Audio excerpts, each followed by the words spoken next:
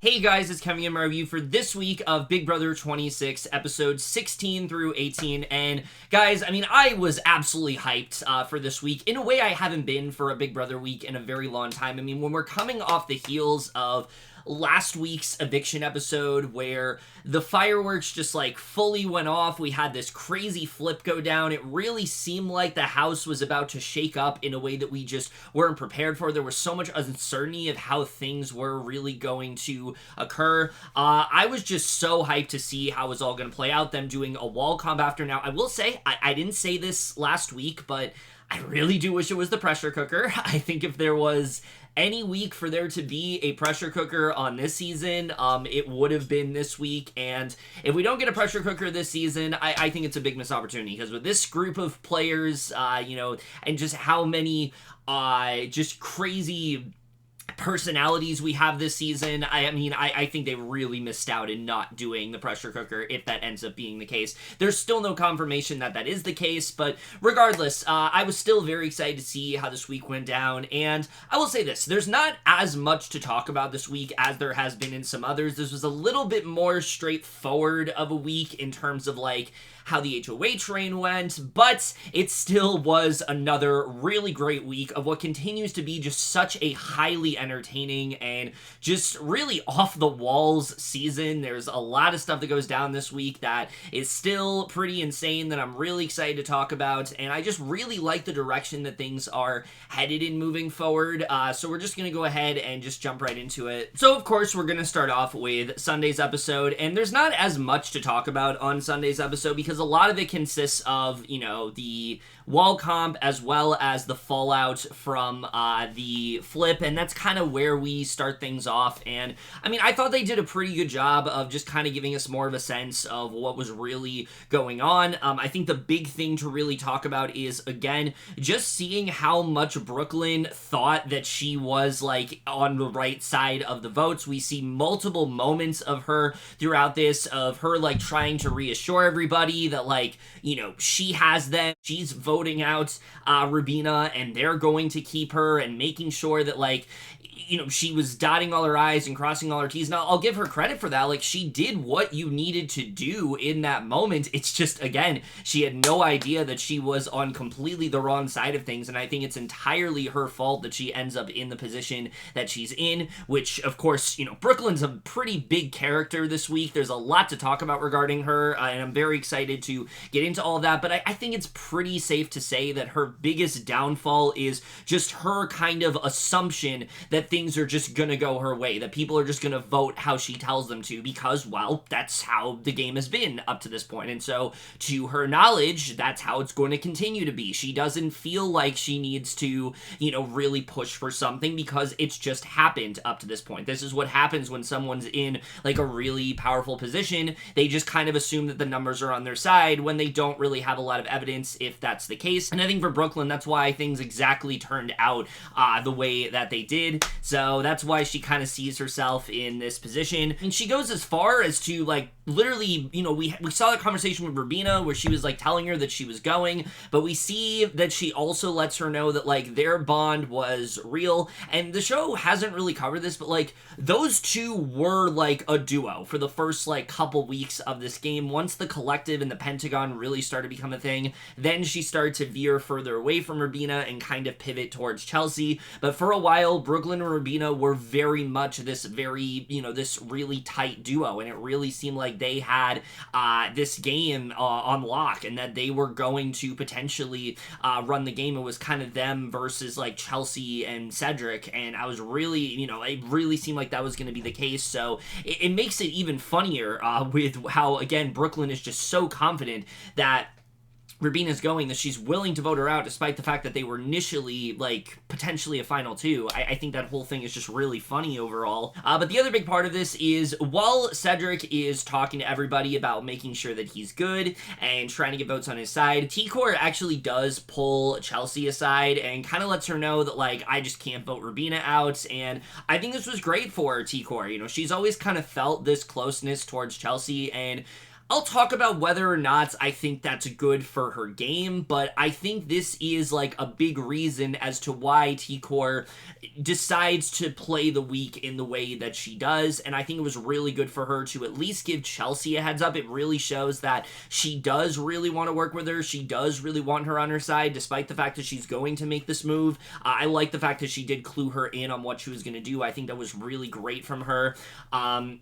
But anyway, obviously the flip does end up going down. We get this moment with Joseph where he kind of talks about how he wasn't really sure where he wanted to go, but ultimately decided that he was going to go on that side of things just because it seemed like the numbers were going the way. Also, once he got confirmation that Leah was going to vote that way, that's kind of what put him on that side. We'll talk about Joseph and Leah in the what we didn't see, because I don't think the show, because there's a little bit more to talk about regarding those two as a potential duo, but I mean, I thought this was a really good confessional from Joseph. The show doesn't really show him a lot, and I really wish they did, because I think Joseph has this genuine momentum to him that could potentially propel him to the end of the game. It's definitely not going to be easy, and again, I'll talk about that in the what we didn't see, but I like that we're starting to see more of Joseph on the show, because I think he, one, is just such an entertaining presence, two, he is easily the most strategic player in the game right now, and I really wish the show would showcase that more.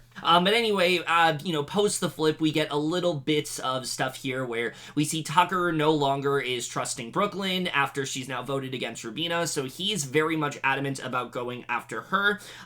We get this conversation with Brooklyn, Cam, Quinn, and Chelsie about how they know that they're at the bottom and they need to do what they can to try to win this HOH, and kind of just knowing that all they have is each other at this point, and they kind of put themselves in this position. Like, it's hard to feel bad when they actively did everything they could to get themselves to this point, so I really don't have that much sympathy for them. I've seen some people say that, like, it sucks that this is where they're at, and, like, yeah, I like them as people.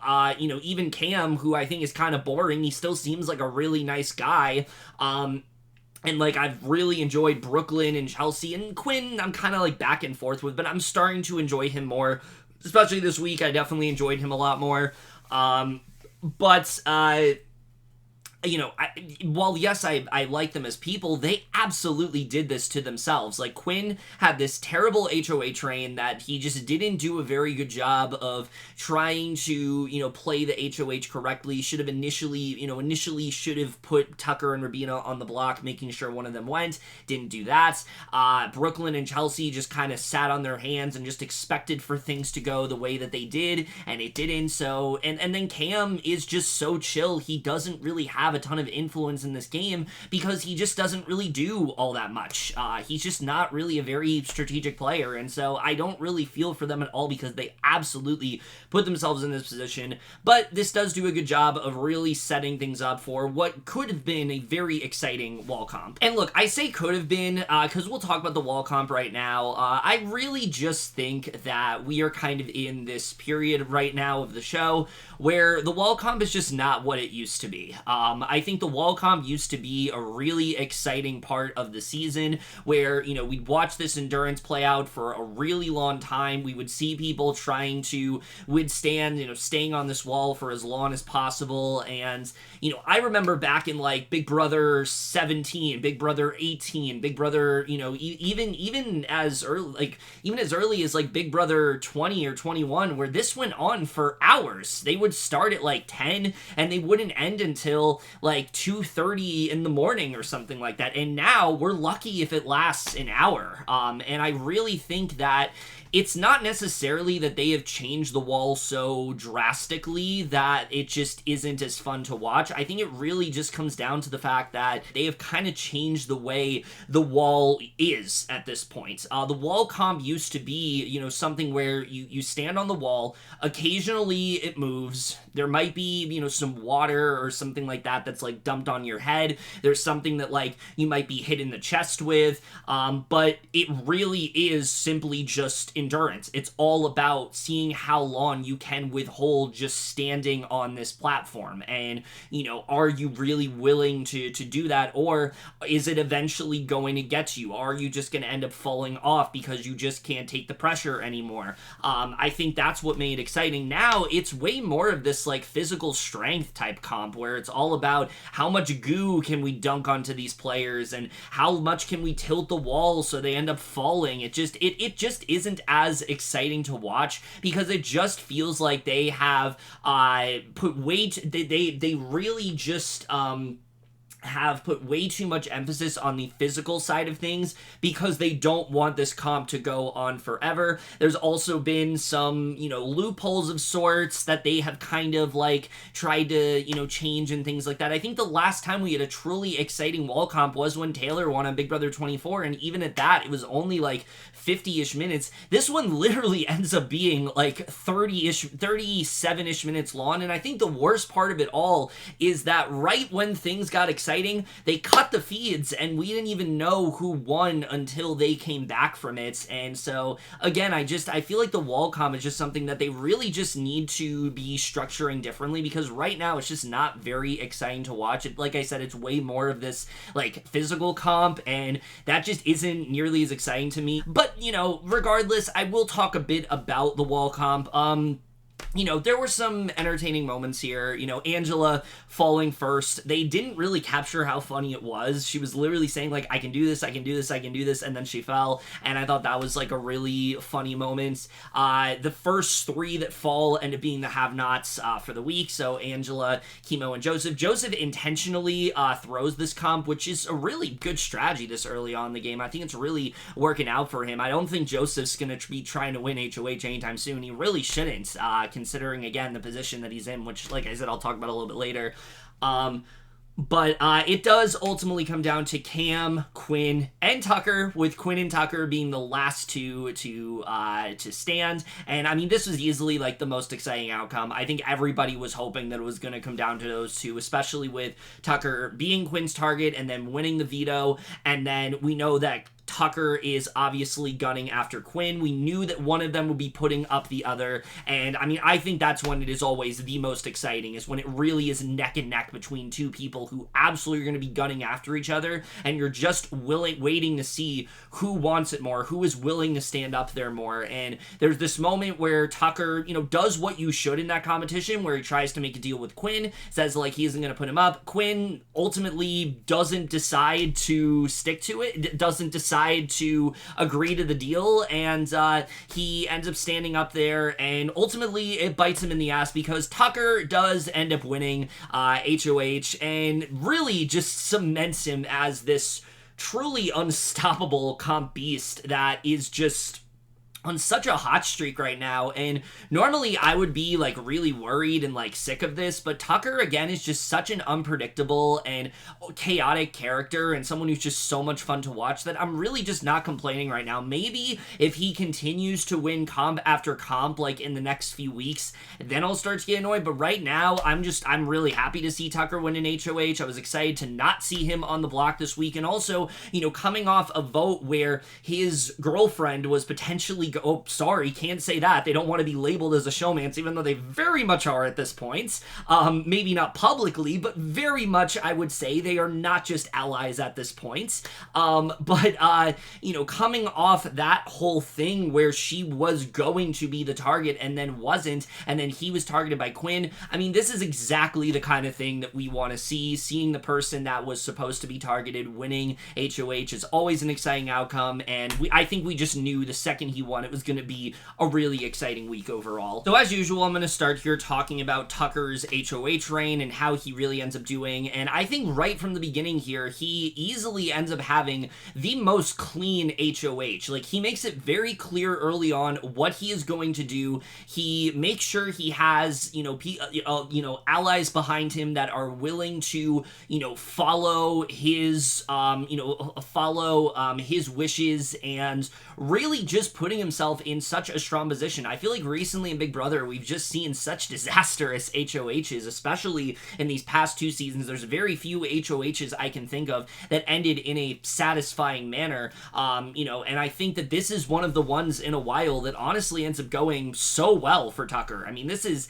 hands down the best HOH of the season. I don't think anybody is disputing that. Yes, Chelsie had a solid HOH, but I don't think it was as strong as what Tucker ends up doing this week. I think the way he runs his HOH this week is really what you need to do to secure yourself in a better spot. Now, it is Tucker, and the way he goes about things is definitely a little bit too much, but I do think that, what he does this week overall was really great. I mean, the great thing for Tucker is that now the collective has basically imploded. They know that they're not really a thing anymore. Nobody's really trusting T-Core and Kimo, except for Quinn. Quinn is still willing to work with the Visionaries, and I think that was smart of him. There's a moment where, he goes to them and makes sure that, they still have his back, but he's really unsure about it, considering that they did vote against the way he wanted to, but they kind of reassure him that it really was just that they didn't really know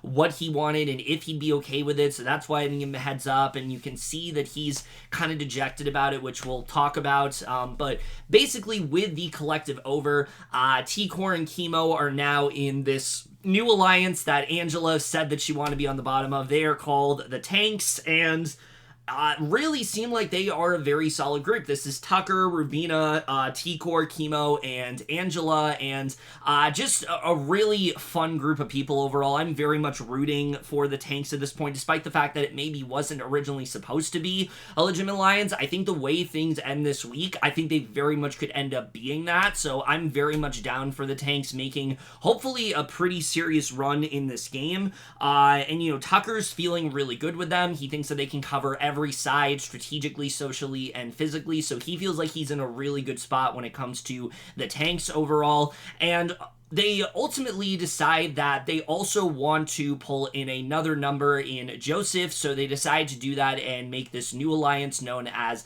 6th Avenue, and this one I'm even more down for. I love everybody that's in this alliance. I think that they are easily the most interesting players right now, that are in the game.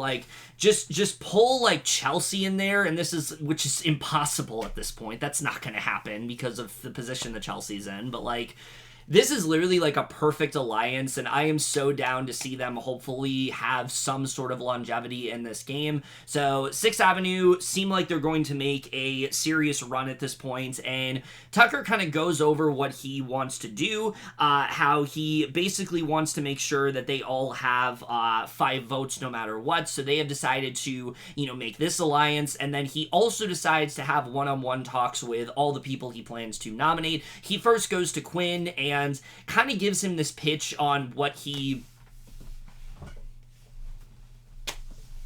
And then we do get to see some of his pitches to other people. Now, before I get into that, I gotta talk about Quinn for a second, who is really feeling just so dejected after this HOH. And look, I know there's a lot of people who don't like Quinn, and like I said, I'm kind of on and off with him. Sometimes I like him, sometimes I think he's just a little bit too annoying, but I really did feel for the guy in this moment, because, I mean, he went into this week knowing that he had this power, knowing that he could make a really big move, was really confident that he was making the right move in putting up Rubina, and that he had the votes to get her out, and then it did end up falling through, and not only did not end up falling through, but he lost a very close ally in Cedric, who he really did feel good with, despite the fact that he wasn't loyal to the Pentagon. Cedric was really the person that he wanted to kind of ride things out with in that alliance, and he really did not want to see him go. So there was that. Then he had this opportunity to finally have things work out for him on his HOH, and then it didn't work out, and then he goes into this HOH comp ready to win, and then ends up losing to Tucker. So I really did feel for the guy and just how vulnerable he is in this moment. I also like seeing it because I feel like Quinn has not been the most authentic in the diary rooms. He's been playing he's kind of been playing up this character of sorts that's just oh, I'm Quinn, I'm so excited to be here. It reminds me of Cedric's preseason in interviews where I just don't really feel like there's a person there, and so sometimes it's hard to fully get into it, and I feel like he just kind of overdoes it. But I like seeing a Quinn that was a little bit more human, a little bit more vulnerable, a little bit more softer in that way. I liked getting to see that this week, and Tucker does end up going to him, and Quinn is fully confident that he's going to be put up and probably is the target, but Tucker kind of tells him that maybe that isn't going to be the case, that he doesn't really want him to go. He is going to put him up because it would be devastating for his game, but I feel like this conversation that the two of them have is actually really good. I think the way that Tucker assures Quinn that he has his back is really well handled. He makes it clear that, like, I don't want you to go this week, but that I have to put you up regardless. But Quinn is just in this state where he doesn't believe a single thing that Tucker is telling him, understandably, just considering that they've had this very heated and intense rivalry of sorts. It makes sense why Quinn is really just not buying it. But I do think that Tucker does as well as he could to try to convince him that, like, no, I have your back and I really don't want to see you go this week. But Quinn just doesn't really seem to buy it here. He then has some talks with Brooklyn, Chelsie, and Cam. With Brooklyn, he kind of like makes it clear that he knows how things ended up going, but she kind of tells him that she was left out of the vote, wasn't sure why she's trying to push for him. She's trying to turn the vote onto T-Core, Kimo, and Joseph, since they were the ones that ended up, she thinks, causing things to end up the way that it did. And I don't know why Brooklyn thought this would be a good pitch when you are pitching against Rubina, who you know is Tucker's ally, who is someone that he is going to fight for. Maybe it's a testament to how good Rubina is doing of making sure that she isn't as linked to Tucker. But I just feel like this was just such an obviously bad play on Brooklyn's end. With Chelsie, she tries to spin it as like she thought she was going to be the only vote for Cedric, and Tucker knows that that's bullshit, and I feel like it was pretty obvious that that was the case. And then Cam is Cam. He's so chill. He doesn't do much. He doesn't really say much of anything. He doesn't really seem to have much of a strategic backbone within his body, and I think we really end up seeing that this week. Look, I enjoy watching Cam on the feeds when he's just kind of having fun, when he's calling Brooklyn Michael Jackson, when he's, just saying really ridiculous stuff, when he's just being his, like, fun, goofy self.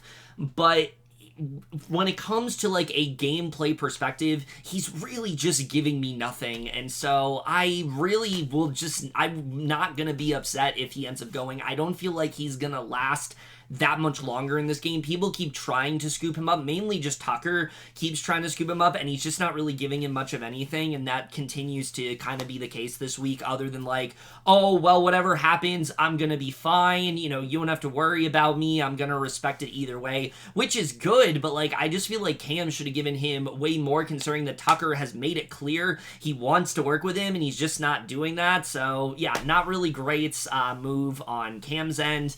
And then we do get down to the nominations, and really no surprise here, he does nominate Brooklyn, Cam, and Quinn, with him saying that Brooklyn is going to be his target. He is assuring Cam and Quinn that they are pawns, but Quinn is still very dubious of that, and that's kind of where we end this episode on. But of course, before we do get into Wednesday's episode, I just want to talk a little about what we didn't end up seeing here, which I will say, this week, like I said, not as eventful as some of the other weeks I have talked about, so there's just not as much going on. This tends to happen sometimes on weeks where there is a flip. There's kind of this week where people are just kind of trying to figure out like where they really are fitting into the game, and so things feel a little bit more calmer and things feel a little less exciting, and it's still a very exciting week. Like, there's a lot of things that go down, but in this section, the what we didn't see,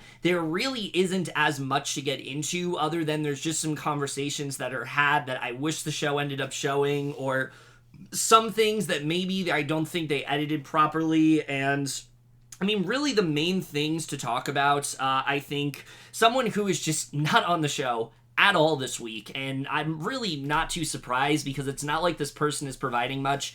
MJ. I mean, MJ, look, this is a house that has, and I've said this, I feel like every single week, every video this season, I've said this, This is not a very strategically sound cast. This is not a cast that is very good at, like, sticking to something and, you know, a lot of their moves making sense and having just being really well-rounded as game players, but I think in a house where there are just a lot of just really big personalities and so much suboptimal gameplay, MJ is probably playing the worst game right now out of everybody because everything she does this week is so incredibly baffling to me. You're telling me that you made a choice last week. You decided to vote out Cedric because you were mad at Cedric for putting you on the block and, you know, not giving you any heads up that he was, and not trying to find another avenue. You were so, you didn't know that Angela was going to be taken down, and you were really pissed at him for that, and you decide to vote against him, and you're in this position, you're in a good spot at that point where you could have potentially scooped up people from the other side. You could have picked up a Tucker. You could have picked up, like, say, a Kimo or a T-Core. You could have tried to link up with Joseph. You could have tried to make some, develop some inroads with Rubina, who you just voted to save. You really could have put yourself in this great position, and instead, you decide to go back to the people you just flipped against. I truly do not understand MJ, specifically in the beginning of this week. Makes absolutely no sense to me because in her doing so, not only has she completely isolated herself from the group of people she just voted with, but she also now makes it so she is a potential number for that side and someone that could have been renommed. In fact, T-Core and Kimo were trying to push that to Tucker as, well, maybe we could suggest MJ as a renom. This is something that they were very adamant about. They thought that she could have, is someone that could be a number for them, and I just don't understand anything that she's doing at this point. I really haven't understood any way she's played the season. The only thing I think she has really done well is the way she handled her power and was open about it, but it just seems like since playing her power, she has no idea how to really go about playing this game, and I mean, this week especially, just really made me recognize just how poorly of a game she is really playing. I've said it every week at this point, but I really don't think MJ is very long for this season, and I would not be surprised, especially after this week, if she ends up getting voted off, like, very soon, just because, I mean, her reads, her level of delusion, her decisions are just so incredibly baffling to me, and at this point, I would just be very shocked if she ends up lasting all that much longer in the house. So that's really what's going on there.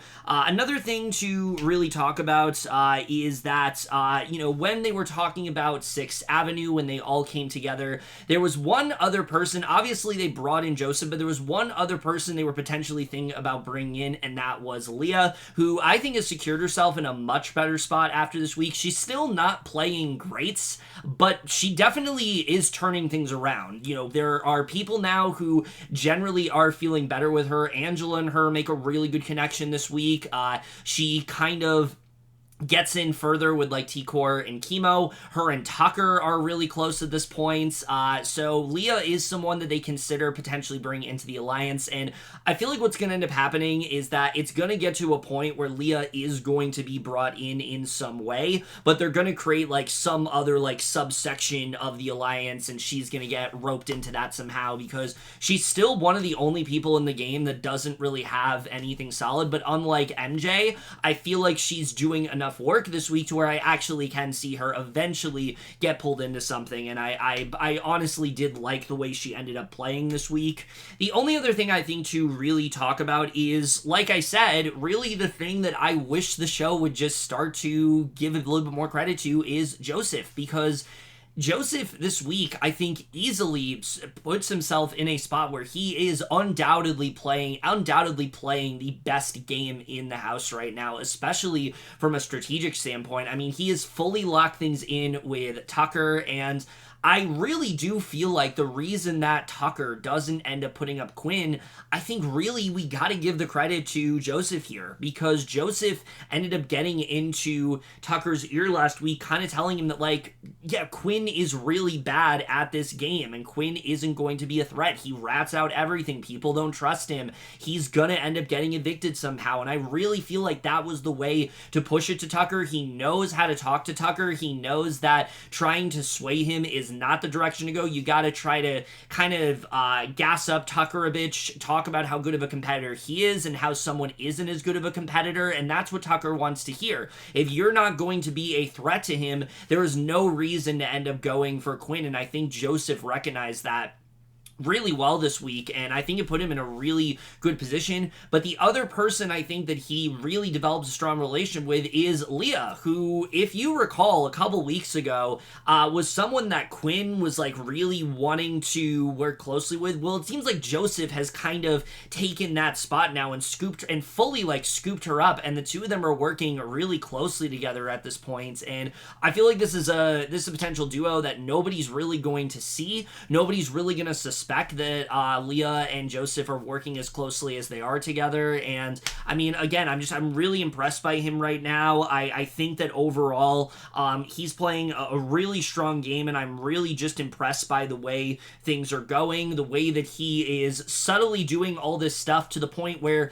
there are some people that are starting to see it, but it's because they don't trust him as somebody that they talk to. It's not because they know all the strategic shit he's doing. It's because he's doing it in such a subtle and silent killer type manner that they're just not really seeing it. And I think the thing with Joseph is that, I've seen a lot of people say that his demise is going to be the fact that he doesn't talk game with certain people, and sometimes he kind of he intentionally isolates himself as a way to kind of get away from some of the conversation, so he's not always in the heat of things, and I do think that is smart. But I honestly do think that isn't a bad move. We've seen people do that on Big Brother and end up winning the season. Ian was someone who wasn't very well aligned with people socially, and he ended up winning the entire thing because he put himself in such a strong position. I think that's exactly the way that Joseph is playing the game. He's really just waiting till that moment to really just fully ingratiate himself in the house, but he's picking up all these bonds, and it's putting him in this really great position to where I really do think he has the most potential at potentially, I'm kind of maybe taking it all right now. So yeah, I mean, I really just like the work that Joseph ended up doing this week. I think he put himself in a really good position, and I'm just really impressed by what he ended up doing this week. And then I think really the only other thing to talk about is Brooklyn really just doing such a poor job at trying to help herself. She talks to Kimo and T-Core at one point and kind of tries to make it seem like she was willing to keep Rubina if they had let her know that's what they were doing, but they completely saw through it. And I feel like this is easily Brooklyn's biggest weakness, is that she just does not know how to handle adversity, and a well-rounded player knows how to handle themselves when they are both in a dominant position and when they are outside that position. Sari last season, who was in this really dominant position, was able to recover because of the fact that she is such a great player socially. She was able to put herself in this spot to where maybe she wasn't running things, but she still was in a powerful position because she understood how to adapt. Brooklyn, I don't think knows. I think it's pretty clear she has no idea how to do that, and as a result, I think that's why things end up going the way they really do for her this week. And I think, honestly, a lot of that is due to her own actions. So yeah, I think if we really had to pick a reason why Brooklyn things end up going the way they do for her this week, I think it really is due to this conversation with Kimo and T-Core, the way she talks to other people in the game. She talks a lot of shit about Joseph this week, really wanting to get him out and really just wanting nothing to do with him.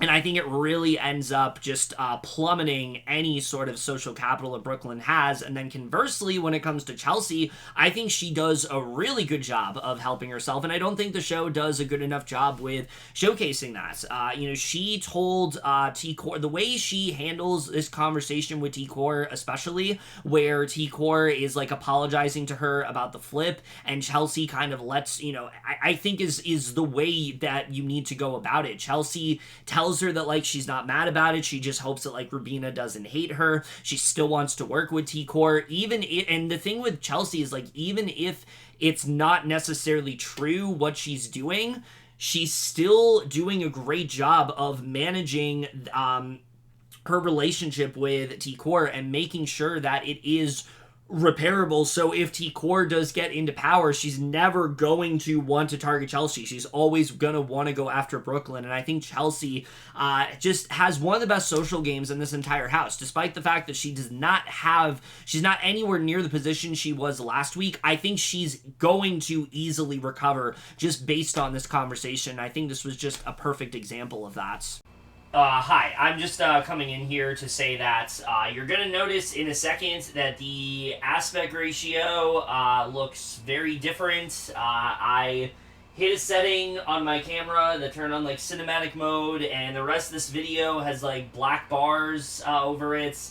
If I tried to crop it, it would look weird. So I kind of just have to leave it as is. It looks strange, but yeah, I just want to come in here and say I'm a dumbass, and that's why it is the way it is. So anyway, enjoy the rest of the video. Woo. Okay, so with all that said, let's just go ahead and get into Wednesday's episode, which there really is a lot to talk about. I think Wednesday's episode out of the three was easily the most exciting. There was a lot of potential intrigue and a lot of fun moments to talk about. I think the first thing to really go ahead and discuss is that immediately we're given a lot of context into some of the things that Tucker has found out. We see a flashback in which Joseph told him about the collective and how he started it and how he correctly knows to frame Brooklyn as the person who started, even though she's very much not the person that started. I think it was very smart of Joseph to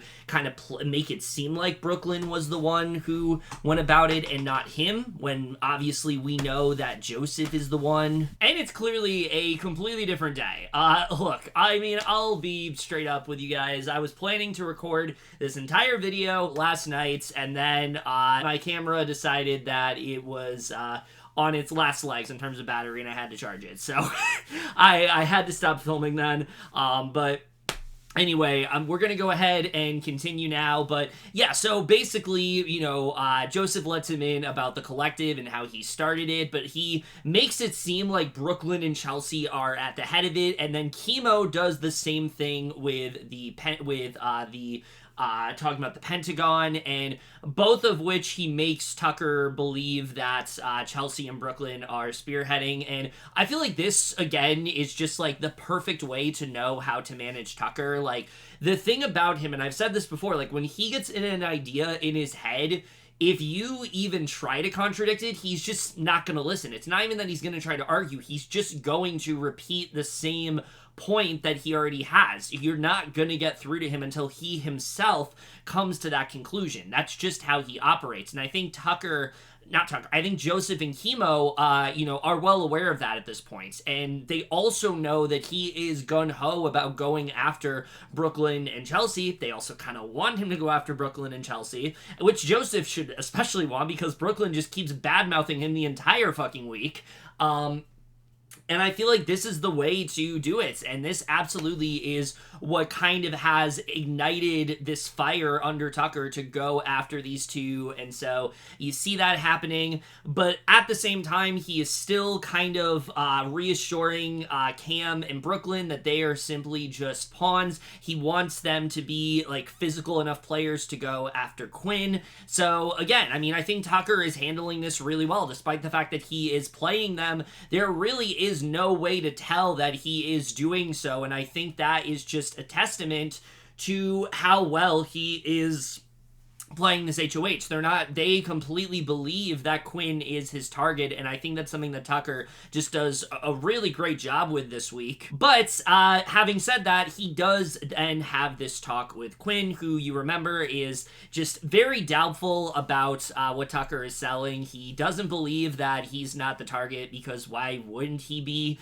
That just kind of makes the most sense to him. But Tucker kind of lays out, gives him the spiel of sorts, where he gives him an idea of what the plan is going to be, and it's a lot juicier than he initially told him, where he says that not only is he going to be the pawn, but he is so serious about it that if he wins veto, he plans to use the veto on him. And when I first heard that Tucker was going to do this, I thought two things. One, This is absolutely genius if it works, because it is the perfect way to get such an unexpected ally on your side and trick everybody into thinking that, like, you will never work together, and then you absolutely do. And I've said this before, like, this is kind of the way to play something up like this. Like, if you have a rivalry in the house and you really just kind of want to keep it going, sometimes the way to do it is to fool everybody into thinking that that's going to be your rival. That's the person you want to go after. And him deciding to potentially, move forward with Quinn and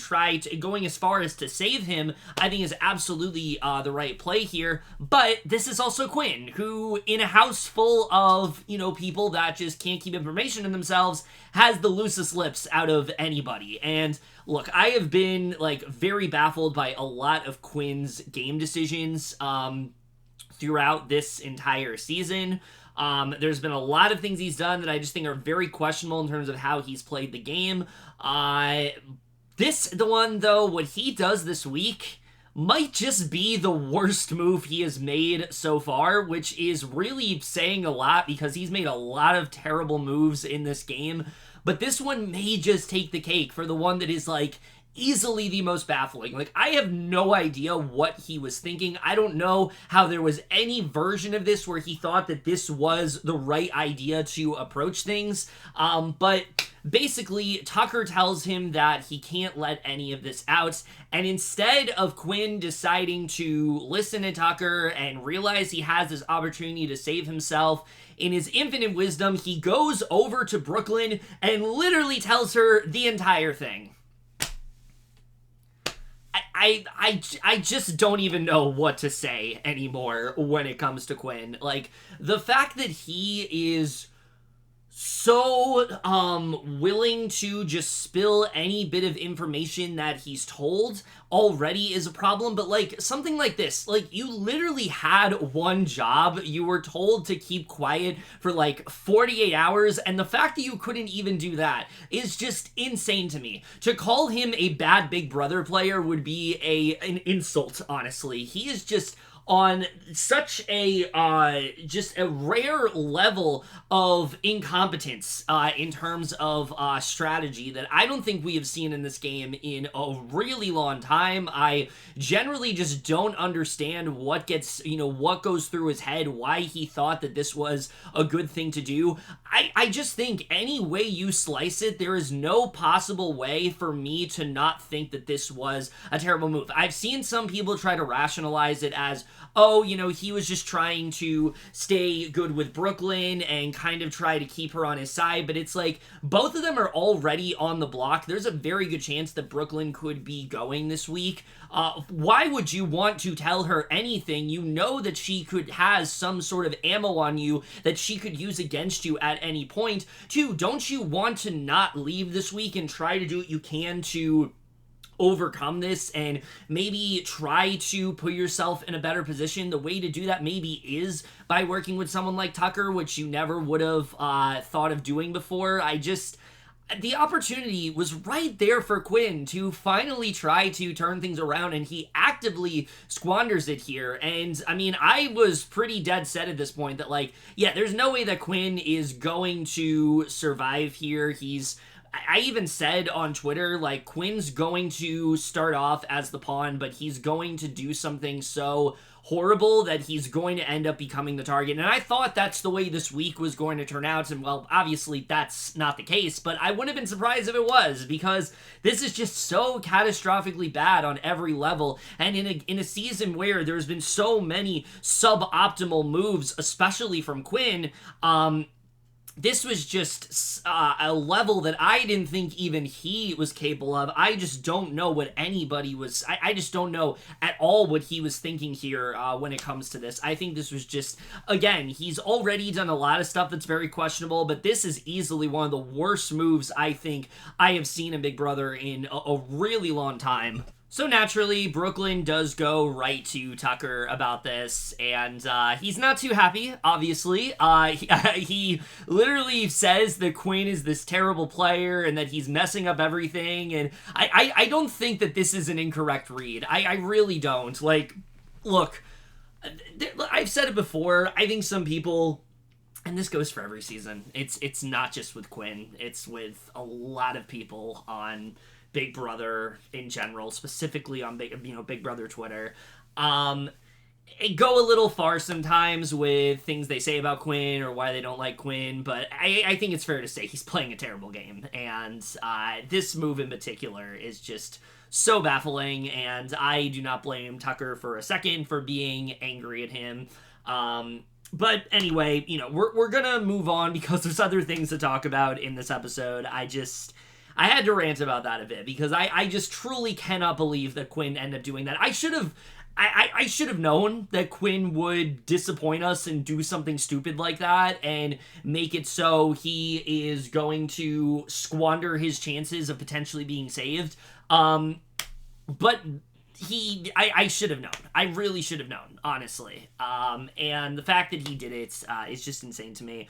But anyway, we do then get to the time to pick, we do get to the veto competition picks, and really not much to talk about here. MJ is selected, and then Joseph is once again chosen to play veto. I've said this before, but the amount of times that Brooklyn and Joseph have played in a veto this season is just insane to me. This is Joseph's, I don't even know how many times at this point, but Joseph is, selected to play in this by Tucker, which people aren't recognizing that Tucker and Joseph are like a close duo, even though a lot of people are picking Joseph. Again, I think it really does speak to how good of a game Joseph is playing strategically, that not a lot of people are able to recognize that Joseph is someone that is frequently picked for these vetoes, but I think that really just speaks to, again, just the lack of strategic acumen in a lot of these players. But then we do get to the veto, and I was really excited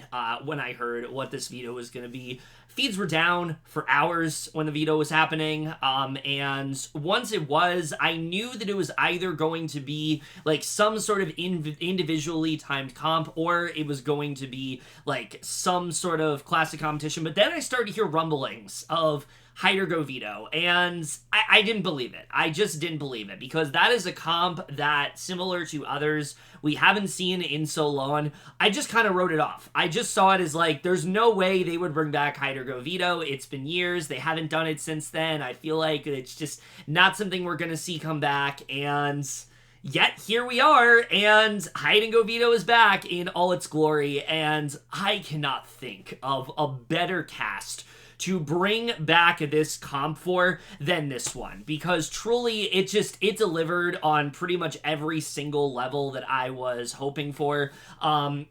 Whether it's smaller moments like, Joseph trying to struggling on where to put, everyone kind of struggling on where to put their veto, MJ going into the house at one point, realizing that her card was already taken, but still willing to, find the veto card regardless. But of course, the highlight of this entire comp is Brooklyn, who, at this point of the game, I honestly think we can just call the true villain of this season. I mean, just the levels of pettiness that she demonstrates throughout this entire week is just so entertaining to watch. There's this one moment, they didn't show it on the show, but like, they didn't show it on episode, but like, she had this monologue, and it was like Disney villain levels of just, it was like Disney villain levels of, it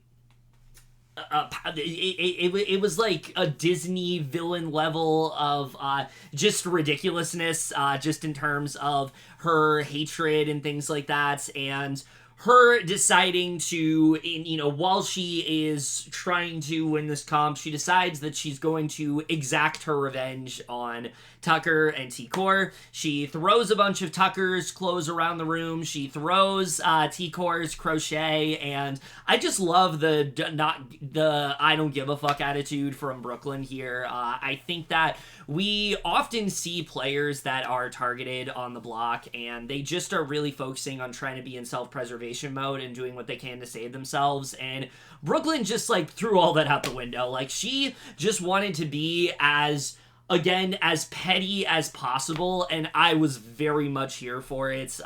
The moment where, she talks in the diary room about how it's like, well, I threw the, I got my revenge, so maybe now I should focus on winning this comp. Just so good. I loved this entire segment. I think that when I heard the prospect of Hyder Govito coming back, this is exactly what I wanted to see.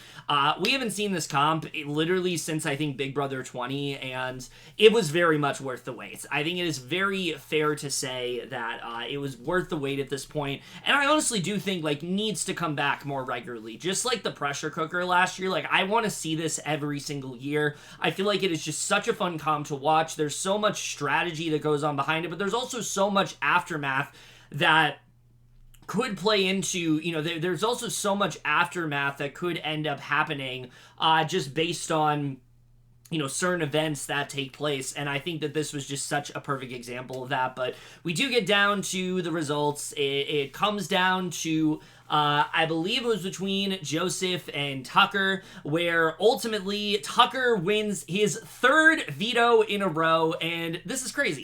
Tucker has 6 comp wins under his belt now, and look, I've seen many people already voice their concerns about how, Tucker could easily win out here, and Tucker, is going to win the game. We need to end AI Arena now. This is going to get so boring, and I mean, I'll say a couple of things to that. One, it's literally only been a couple weeks. I think we need to pump the brakes a bit. It would be one thing if we were in mid-game, in the jury or something like that, and Tucker's just racking up all these wins, and there's been multiple opportunities to get him out, and that hasn't happened because he just keeps winning comps.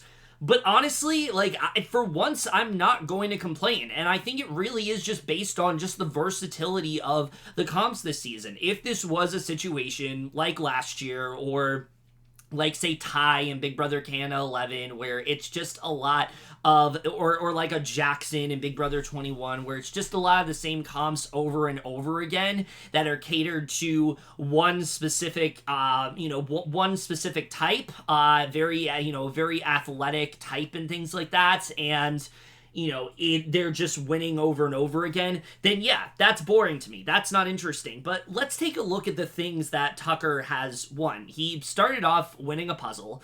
He won he won this comp that involved trying to, roll a bunch of balls down and things like that. He was able to win now a hide and go veto. He won a comp based on, lasers and trying to get through this maze. And if you're noticing, and he also has won a comp just based on having to hold onto a wall. So if you're noticing, all of these comps involve different types of skills, and to me that is infinitely more interesting, but also far more impressive than the wins that we have seen from others recently. I would liken this more to Michael winning and less to Jag constantly winning, and I don't even think we're even in that conversation yet. It's still early enough in the season to where I can't even definitively say that Tucker is going to beat those records, because we don't know if there's anything that Tucker isn't good at in terms of comps. I mean, he hasn't won any sort of trivia or anything like that, so that might be his weak spot. But he also can't play in the next HOH, so there's that as well.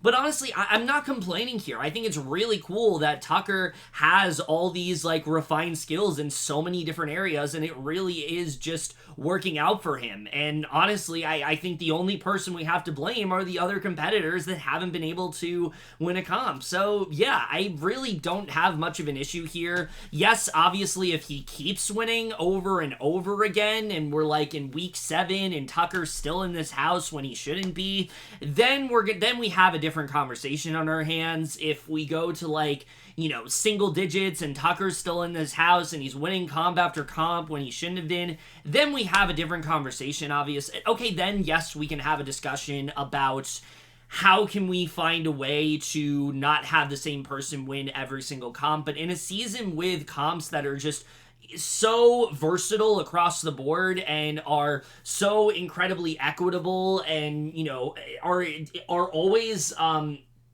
gained are always different types of skills. They're not the same type of comp over and over again. It really isn't nearly as annoying as it usually is. So I honestly am not going to complain all that much. And also, Tucker winning a veto is always a good time. You never know what he's going to do. You never know what he's going to, what crazy thing he's going to do next. And I was just really excited to see how this was all going to end up playing out. So I honestly don't have too much of an issue with Tucker consistently winning. So yeah, I mean, while normally this is something that would bother me, in this instance, it really hasn't. At least yet. Maybe later on it will, but right now at least, I'm not complaining about it. So there is the question of whether or not Tucker should have won this veto. Was that something that was a good idea for him? Was it really the best move for him to be the one to win the veto? And ultimately, I don't know. Honestly, I think that if Tucker was a little bit more of a methodical player and he had more of an idea of like what he wanted to do, perhaps it might have been the best idea to, he already knew in his mind what he was going to do with this veto, but I think maybe it would have been the best idea to like hand it off to your closest ally, let that person win, let them get the blood on their hands. But Tucker is just such a entertaining force of nature. He doesn't really seem to care much about the consequences or what this does to him. He really just cares about like putting on a show. And I'm honestly like really into that, because I don't think we see a lot of house guests that just want to shake up shit. We normally see house guests that are so concerned about getting blood in their hands and wanting to do the right thing and wanting to make sure they have the cleanest HOH possible. Tucker doesn't care about any of that, and I think that's why it is so much fun to watch here.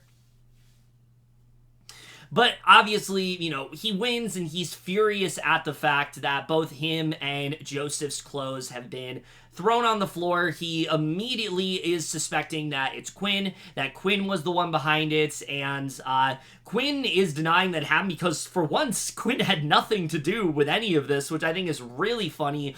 And the second the feeds came back, and this is what we were focusing on, I just knew that this was going to be such an exciting, this had the potential to be just such an exciting, episode. I said on Twitter that I was so excited to see how the Wednesday episode was going to be, and it very much did not disappoint in that regard. I think this was just so much fun to watch. Seeing Brooklyn immediately fess up to Chelsie that she was the one that did it, feel zero remorse over it, I just think is so funny to watch. And then Tucker eventually finding out that Brooklyn was the one behind it. Again, I just think it was just so great to watch how that all went down. Although the one thing I will say is that they don't really showcase the fact that Tucker did eventually find out that it was Brooklyn and allegedly knew that it was her all along. I don't buy that. The way he was reacting about Quinn seemed pretty sincere to me. They also fail to mention that Angela thought that Cam was the one who did the whole close thing. So again, just a really funny turn of events. This is why we need Hide and Go Veto to be like a regular staple on this show, because it produces such great moments, such as the one we're talking about. But really the only other thing to talk about in this episode before we do get to the eventual veto ceremony is that Tucker does go to Quinn to have this conversation and handles this, I think, really well. Basically goes to him wanting to pry information out of him, which, he's kind of failed to do this entire time. He's tried to have these one-on-ones with people. They just haven't really given him what he wanted, and I feel like Quinn finally gave him what he wanted here. He admits to the fact that, yes, he was in the collective. He admits to the Pentagon. He even admits to the fact that, he told Brooklyn what was happening and that he, was supposed to, the thing that he was supposed to keep secret, he admits to Tucker that he didn't, even though Tucker already knew. And I like that Tucker says that, I'm really mad at you about this, but I'm glad that you told me. I thought that this whole conversation was really great. I really enjoyed the whole, I really enjoyed this whole back and forth between these two. I thought it was just really great to watch, and, you can see that he's very appreciative him for fessing up to it. And we then get to the veto ceremony, and once again, with Tucker having the veto around his neck, I feel like as long as that happens, it's going to give us at least a really iconic veto ceremony. And this was yet another really great one to watch, where he goes right in there and just decides to drop a bomb on the entire house for everybody who didn't know. He lets them know about the collective. He lets them know about the Pentagon, talks about how Brooklyn and Chelsie have been running the entire thing and how Quinn was a part of it. And, I mean, this was just such a great moment to watch, the way that he went about this. It did feel a little bit edited. It did kind of feel like there were some things that they left out, especially because Brooklyn will later talk to Tucker and say that she felt like the conversation went a little bit outside the game, but here it seemed pretty tame from what we saw. But that tends to be the case with veto ceremonies. They just don't let them go on as long as they want to, unless we have something crazy like what happened week 3. But either way, this was still such a great moment to watch, and I love seeing just everyone's reaction to this news and and what to really make of all of this. I thought it was just a really, really great moment to watch. But ultimately, he does decide to save Quinn here. Not really because he wants to save Quinn. I think it's more so just so it's like a fuck you to Brooklyn and Chelsie. Puts Chelsie right on the block, and just such a exciting way to end what is just such a really strong episode of this season. And then in an episode where we have, so many crazy moments going on, we still are able to have some really funny moments as well, particularly with Angela, who just continues to deliver the goods. And what we had in this episode was nothing short of that. Her basically, going on this rant about how apparently she was given this charcuterie board in her HOH basket, and she was hoping, even though she's a have-not this week, she wanted to try to preserve it for next week. She didn't get a chance to eat it, and she wanted to eat it next week after she's no longer a have-not. And instead of everyone just kind of abiding by that, everybody decides instead to partake into consuming all the various meats and cheeses that Angela had within the board. And she mainly pins this on Brooklyn, but if you look closely, you'll see that like Leah and MJ and I think even Kimo were like indulging in this as well, but she mainly puts this onto Brooklyn. And again, I've said before, these are just the kind of things that we get excited for in Big Brother. The most ridiculous rivalries for ultimately no reason at all. It's literally just about charcuterie. This was just such a fun moment to watch. Especially just seeing how in disarray she was, coupled with the overly dramatic music they were playing, which didn't even seem like Big Brother music. This was like way more like cinematic in that way. I just thought this was just such a funny moment. Her literally lying on the floor just in absolute despair over the fact that she can't have these meats and cheeses. And look, I get it that obviously, she wasn't a have-not and they felt like they could consume it, but thing is, like, she's no longer a have-not after midnight on Wednesday. They could have given her at least a couple days just to wait and consume the charcuterie, but I'm glad they didn't because it gave us easily, I think, one of the funniest moments of the season. Angela just continues to be such a fun character to watch. You really never know what she's going to do, but she also is so open about what upsets her, and really just no matter what she's doing, she's always over the top about it. When she's excited, she's the most excited you will ever see. When she's angry, she's the most pissed off you will ever see. She has this passion that drives her, and that's just what we love about Angela. And even when she's freaking out about someone eating charcuterie, it is still going to no doubt be one of the most entertaining moments of the season so far, and that's absolutely the case when it came to this segment. Okay, so it's yet another day, as you can see. I know, I haven't been able to finish this fucking video. Every time I do, my camera either dies or it's too late and I gotta go to bed, and yeah, so we're just gonna go ahead and finally finish this, but before we get into Thursday's episode, which I'm very excited to talk about, there's a lot to get into, I do, of course, want to talk about just the one thing that we didn't end up seeing, which Wednesday, there really wasn't much I could think of that they didn't show us. I think they were honestly pretty dead on with what we ended up seeing. I think the majority of the stuff that they didn't show actually involves what happens after the veto ceremony. Everything leading up to it, it's pretty obvious what was going to happen. Things were pretty much set in stone. I mean, I guess like I said, the only thing they didn't really show that I already talked about was the fact that, one, Tucker knew it was Brooklyn. They don't really show that on the show, but Tucker knew that Brooklyn was the one who did the close. And also the fact that he was always putting Chelsie up. That was always the plan here. He was going to use the veto on Quinn and then put up Chelsie. I wish they would have shown him having that conversation with 6th Avenue, because they kind of make it seem like he was kind of wavering and wasn't really sure what direction to go, when the reality is he was always going to put up Chelsie, so I just wish they would have portrayed it that way.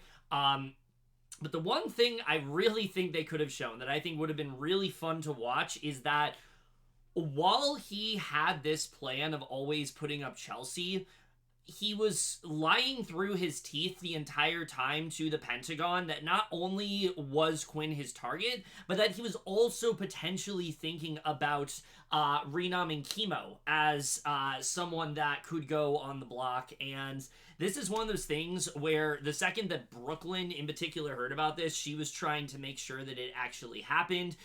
She, was very adamant about Kimo going on the block. And again, I mean, Tucker is just such a wild player. There's so many things he's doing strategically that I don't think are necessarily the best, but I love the entertainment. I love the way he keeps everyone on their toes and the way that they also believed him. I have no idea why they believed he would actually go for Kimo. Like, in what universe does that make sense? Why is that something he would ever want to do? Kimo was just someone who voted to keep his girlfriend. Kimo is someone who they don't realize, obviously, the close relationship he has with him, but like, that just doesn't seem like it makes a lot of sense. But again, it really is a testament to, one, I think just how much Brooklyn and Chelsie were convinced that they still had Tucker on their side even after all the dominoes had fell. But also, honestly, a really good way to showcase how well Tucker ran his HOH this week. I think he did a tremendous job at just snowing them, and this is a perfect example of that. Alright, so like I said, not really much to talk about in terms of what we didn't see for Wednesday, so we're just going to go ahead and dive into Thursday, which Thursday was yet the second Thursday in a row where I really didn't know, well, actually the third, because even the week before that, things were kind of up in the air. I really didn't know what was going to happen. Like, generally did not know how things were going to play out up until we got to the eviction. And again, I think this is just a real testament to that AI arena and how much it is continuing to just keep the game exciting. And this was yet another week of that, where it's like there was so much that could have happened in this episode, but is it actually going to happen? That was something that I was just really gearing up for. And this was another really strong episode, not anywhere near the level of last week, but still some really great moments here. Right from the beginning, we see this fallout of sorts from the veto meeting happen, where Chelsie is calling out Quinn, she's calling out Tucker, really just upset about the fact that she is on the block right now. She's calling out Joseph. He is denying that he had anything to do with this. And Tucker is continuing to go on about how, like, he can read everyone's body language and things like that. And I've said this before. I mean, the thing about Tucker is that, while I think some of that is kind of bullshit because, like, he's convinced he knows things that he doesn't know, he, a lot of the time, is pretty much always, he a lot of the time has been right. And so I think this is just something that people are kind of overlooking, is that you can't really bullshit Tucker because he's probably going to figure it out either through somebody else or he's just going to figure it out on his own. And I love that he is, trying to say, like, nothing's going to get past me, and things like that. It was just a really entertaining moment. I love that Tucker is someone who is, someone who's, he is so proud of the fact that he's like this all-seeing, all-knowing type player. And I think that it was just really fun to watch this segment play out, and Chelsie is like shocked that she's being accused of all this stuff, but I don't really know why, to be honest, because Chelsie admittedly knew that she was not in a great spot. I don't know why she was so surprised that all of this was happening and that this was all getting blown up. I think it really is just a testament to, like I said, the two things I mentioned before, how confident her and Brooklyn were that they were still going to be in an all right position, but also how good of a job Tucker had done at convincing them that they were going to be okay. I think Chelsie just didn't think that she was going to touch the block, and I think this was definitely a shock to her sorts. I get it on that end, but I feel like she definitely should have potentially seen this coming. But again, either way, I mean, this was just such a fun moment and just a really strong way to start what was a very exciting episode. Now, when it comes to Chelsie, I think Chelsie, out of the three that are nominated, easily does the best job at convincing people to keep her. She has this conversation with Quinn where she kind of calls him out about the fact that, like, he blew things up to, like, T-Core and, that he told Tucker.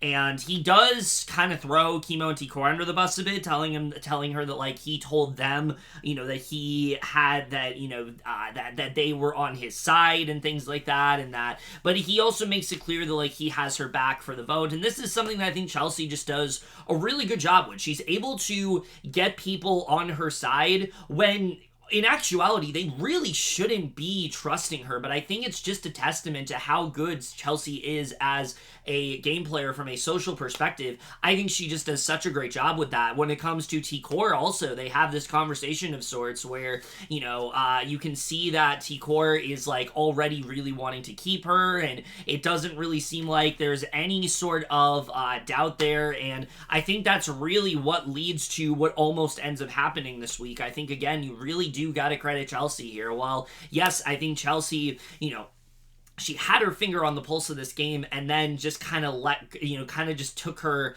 foot off the gas a bit, and that's why things kind of went off the rails in the way that they did. I still think she has a knack for this game from a social perspective, and I think we really see that this week. She is someone that I think that you honestly can't underestimates. I think that she is somebody that could easily bounce back from this as a result, just because she has this ability to connect with people, and it comes across as genuine. And that's something a lot of the house guests in this, season seem to lack. They're not able to say things in a convincing manner, where I feel like Chelsie just has this natural ability to do so, and I do think it is going to take her far. Now, how far? I'm not really sure. Obviously, she did touch the block this week. That's not great. But I do think that this conversation, particularly with T-Core, proves to me that she can easily recover from that, and I think we really did end up seeing that this week. Now, on the flip side of things, you have Brooklyn, who is just continuing to make things so much worse for herself. Her and Tucker have this pretty heated exchange where, like, he's calling her out for stuff, and, she's bringing up that Joseph is the one who started up the collective, and, again, I mean, the thing about this conversation that was really fun to watch, but also really infuriating, is that both of them, you can tell, are not going to budge with how they feel, so it's just a lot of back and forth of Tucker being like, oh, well, I know that you and Chelsie are in this, and that you did this, and you can't tell me otherwise, and then Brooklyn's like, no, I did this, and then I actually was not in the position you think I am, and Joseph was the one running things, and I wasn't really a part of this alliance. So it's one of those kind of exchanges where it's like, it's really fun to see these two go back and forth, but at the same time, it's like, we're not going to get anywhere here. Like, there's not going to be any sort of solution to this, so it's just gonna be a bunch of just back and forth. And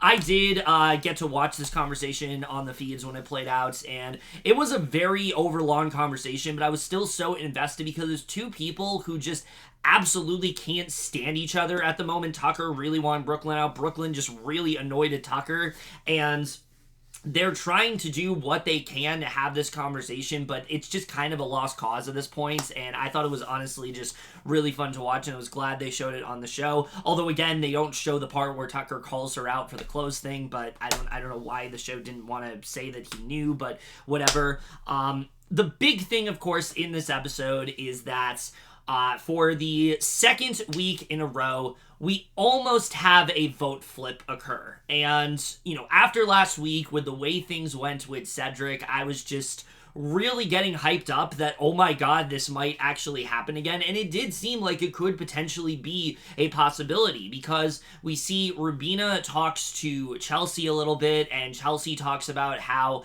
she is never going to group her in with Tucker. She's never going to be a target due to association. Again, just really great work from Chelsie here, and this really gets Rubina to think, wait a second, we might actually need to save Chelsie this week. Now, the thing is, T-Core and Kimo were already headed in that direction. They already wanted to make sure that Chelsie didn't go on the block. I talked about before how they were trying to get MJ on the block. That's not something that was explored in the episodes, but that is something that they were trying to do. And so they are trying to now concoct this plan to potentially, get Chelsie, to make sure that Chelsie is safe no matter what.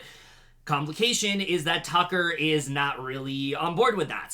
He is someone that is pretty adamant about the fact that it has to be Brooklyn or Chelsie. When it comes to Cam, he sees Cam as somebody that isn't really as much of a threat. I don't really know why, because Cam doesn't really give him much of anything. The two literally have a conversation, and Cam's just like, yeah, I trust you. It's not even it's just like, he doesn't really say much, and then he just says that, he has his back. He doesn't do enough. I feel like Cam is just so chill all the time, and that can only take you so far. And I feel like it makes sense why people are wanting to start to target Cam, because he's someone who does not react to things in a very, he doesn't really react to things in this really, theatrical manner that a lot of the house guests do, and I think it's gonna take him far as a result, because many of the house guests think they can just put him on the block and he's not really going to care that much. And it's also going to make it so he isn't as... But the problem is, when you have that type of reaction, or that little of a reaction, you start to become a much bigger threat, because of the fact that you're not getting angry about this. You're not facing any sort of heat for this. This isn't, you're not tanking your own game because of a decision that was made, and it makes sense why they want to get Cam out of the house. So basically, they start to come up with the idea that if it's going to be Cam or Chelsie on the block, they want Cam to be the one to leave, but they realize that it's going to be a little bit harder to pull that off than it was last week, because like I said, Tucker is not exactly on board. Leah is also someone, they don't show this on the show, but Leah also, they tried to get her on board, but it just didn't seem like that was going to happen, and there's a reasoning for that I'll talk about in the What We Didn't See. But they weren't able to get Leah on board, so they realized that their only hope really is going to be MJ is someone that they might be able to get on their side, and they also might be able to get Quinn. They think Quinn is someone that maybe they can pull back over. They have this conversation with them about how they both really do trust Chelsie, and they really do want to kind of come back together. And Quinn is really down for this, because he wants to prove to Kimo and T-Core that he is all in for the Visionaries. Despite the fact of what happened last week, he really does want to repair the Visionaries, and so it really does seem like there's a possibility that this was going to happen. The other big part, though, is that when it comes to Tucker, is that Rubina, T-Core, and Kimo are starting to notice that Tucker is in a really good position right now. Not only has he had this really possibly very successful HOH where he's going to get his target out, he also now has a whole army of people that are on his side, and they're also starting to notice that he's talking to people that are outside of the 6th Avenue Alliance and spending a lot more time with them as a result. MJ and Leah in particular, he seems to be really forging some close bonds with, which is what you should do, by the way, if you are HOH, but I like that they are taking note of this, because this is the kind of thing that I feel like kind of gets overlooked when it comes to players who end up going deeper in the game, is that a lot of people end up underestimating their connections with people, and you can see that Rubina, T-Core, and Kimo are already taking note of this, and it's really starting to become a problem for them. And again, this is just what is so great about the AI Arena twist, is that normally this kind of discussion is not something that ends up happening. Things are already set in stone of who the target's going to be. They already have kind of figured it out by Sunday, but because of the fact that we have the AI arena and we don't know who's going to be on the block, you can get to Thursday and still have conversations like this. And I want to reiterate once again, this was basically all happening like 24 hours before the eviction that they started to have these conversations. And again, it really is just a great example of how much the AI arena has been improving the game and has made things a lot more exciting, because normally we just wouldn't get to see these conversations take place. But because of the fact that things aren't as set in stone and they can make these crazy moves, you can have moments like T-Core, Kimo, and Rubina comparing notes, where even Rubina is thinking about potentially turning on her own showmance at this point. She's not even sure if she wants to vote with Tucker. T-Core is this great line where she basically says, like, he has the power, but we are the votes. And I mean, I thought that, that's like the best way of looking at it. It's despite the fact that, he is somebody that, that he is somebody that, yes, has their back. They are the ones that control the votes right now. They are the ones that have that power. And, she's seeing through it. Rubina is starting to see through it. They know that he's trying to keep Cam in the game.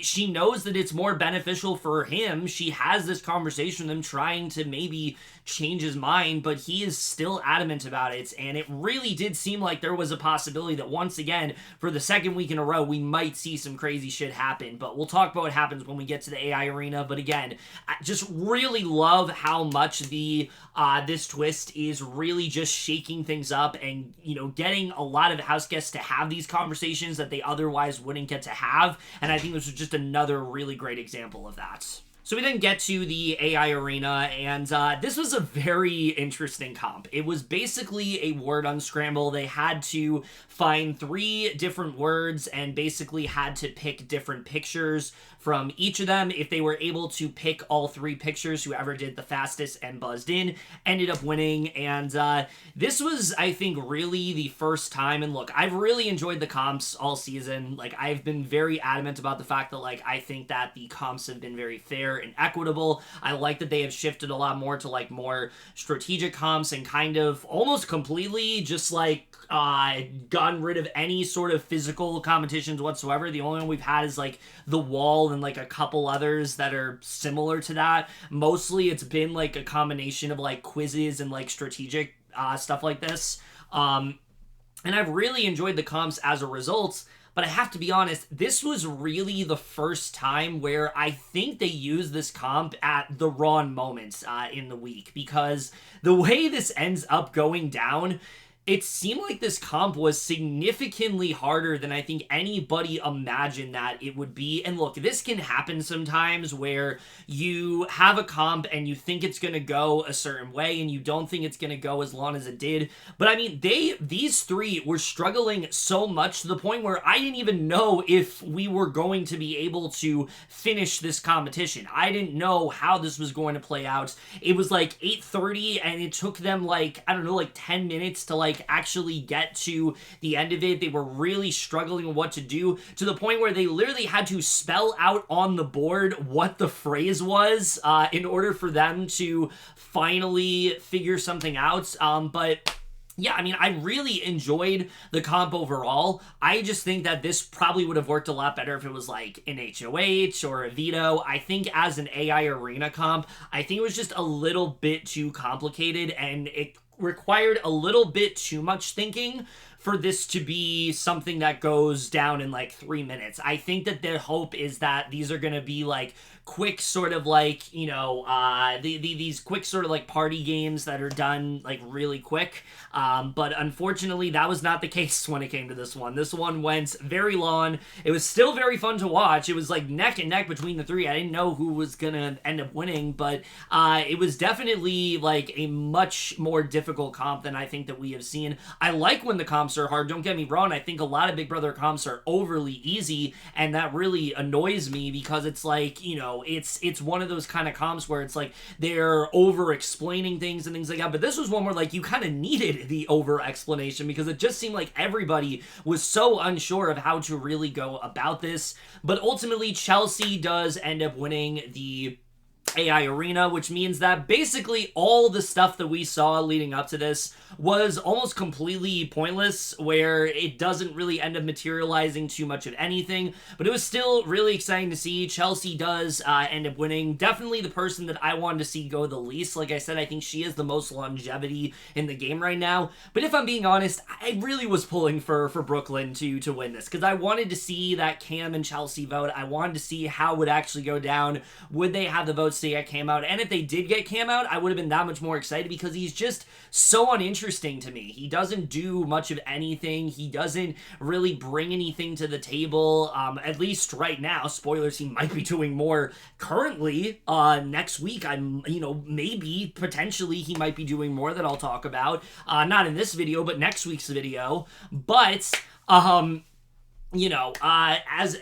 of this moment, he just wasn't providing anything to the show, so I was honestly fine with him being the one to leave. But Chelsie does end up winning, and then we do, of course, get to the vote here.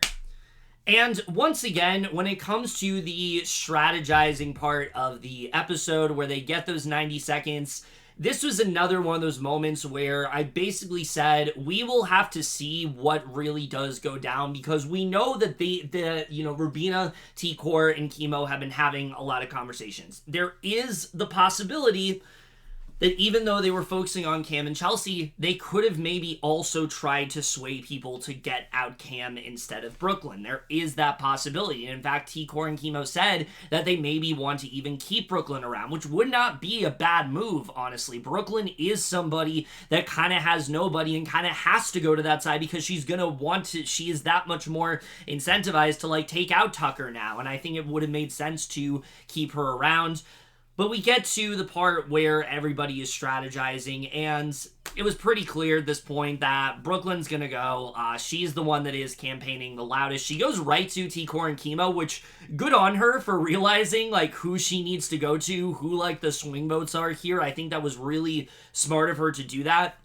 But I'll also give her the credit and say she really put up one of the biggest fights I have seen from an evictee in so long. I have not seen this level of fire, this level of determination to stay in the game minutes before an eviction in the way I did with Brooklyn, because she publicly is calling out Tucker here, saying that he's going to win the game, that all of them are playing for second, that the only way to ensure that they are going to win is to keep her around, and that she's even willing to go on the block every single week if she has to, in an effort to get Tucker out, and that they need to keep her here as a result. And honestly, I thought this was a really good pitch. Now, normally when you do something like this before the eviction, it doesn't really end up working out. But again, this is a world where we have the AI arena, and you're already kind of thinking, you have to think quick on your feet anyway, because of the fact that you don't know who the official nominees are going to be until the competition is over. So there was the possibility that maybe this could actually work out for her. Maybe she actually is going to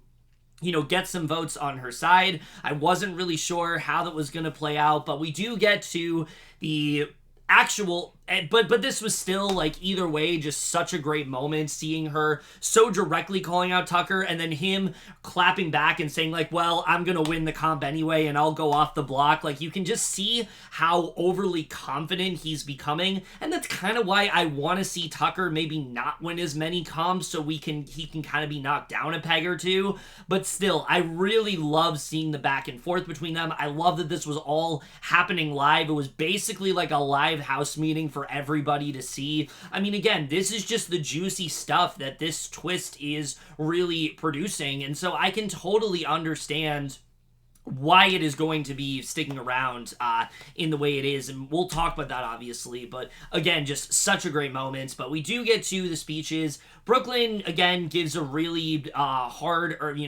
gives this really impassioned speech about how she thinks that she's this target, and that Tucker's this incredible player, and she really wants someone, and she really can't wait for them to take him out. And then Cam again is just completely unbothered bothered here. He doesn't really say much of anything other than he isn't, and I will say this was a good moment for him. He talks about how, I don't really get annoyed with, big moves in the house. It doesn't really faze me. It doesn't really bother me when I'm targeted. It doesn't really hurt me when, my alliance members are, being, leaked and things like that. It doesn't really have an effect on him. I do think that is a good pitch, but it also is so incredibly dangerous because essentially you have all these people who are going to react, whereas Cam is non-reactive, and that's always going to be more threatening than those that are reactive because it means that Cam is able to slide by and suddenly he ends up like close to the end. And I can legitimately see